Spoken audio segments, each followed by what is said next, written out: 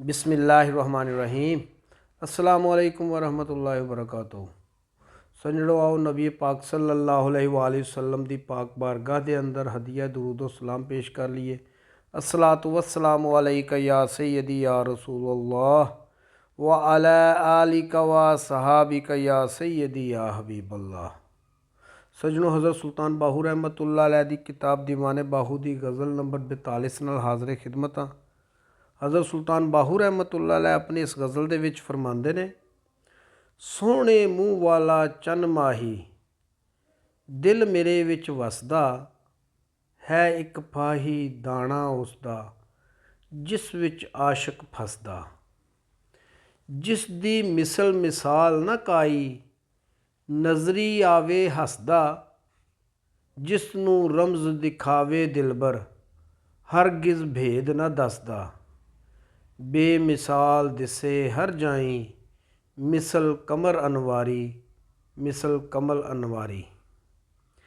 पहले मैनू खबर न काई किवें करां मुलाकातां, मैनू हरगिज़ खबर न काई किवें इश्क दियां घातां।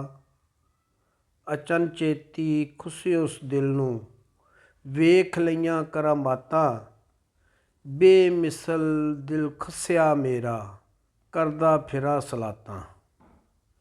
बेमिसल दिल लुटिया मेरा करदा फिरां मैं ज़ारी, करदा फिरां मैं ज़ारी। इस फराक विछोड़े अंदर सड़ गई जिंद नमाणी, नाल यकीने नज़री आवे वाहद ज़ात रबानी। वाकिफ ज़ात खुदावंद आलम जो मैं नाल विहानी, सब जग अंदर आप समाया दुनिया कूड़ कहानी। इस अलंबे इश्क तेरे विच सड़ गई जान बेचारी, सड़ गई जान बेचारी। दर्द फराक सजन दे अंदर गए आराम बेचारे, इश्के हड्डियां साड़ जलाइयां दम दम दे हुलारे। इस तन विच लंबा इश्कों दोज़ख बाहीं मारे, दोज़खियां दे वांगू निकलन जान कनू तड़कारे। तन मन बेरे साड़ जुलायुस इश्क मिलियो से कारी, इश्क मिलियो से कारी।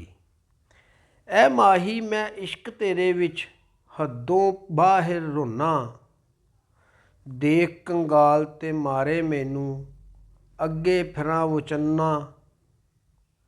इश्के सीख परोते बेरे वांग कबाब दे भुन्ना, जो विच लीमाल लाह पोहता ओ मतलब नूं पुन्ना। रहमत नाल बुलावें दिलबर देखना नाल कहारी, देखना नाल कहारी। सजनों, उम्मीद है कि अज की गज़ल पसंद आई होएगी। आइंदा मिलांगे इंशाअल्लाह गज़ल नंबर 43 दे नाल। उस वक्त तक अपना ख्याल रखें जी। अपने मेज़बान खालिद कमर नूं इजाज़त दिओ। अल्लाह हाफिज़।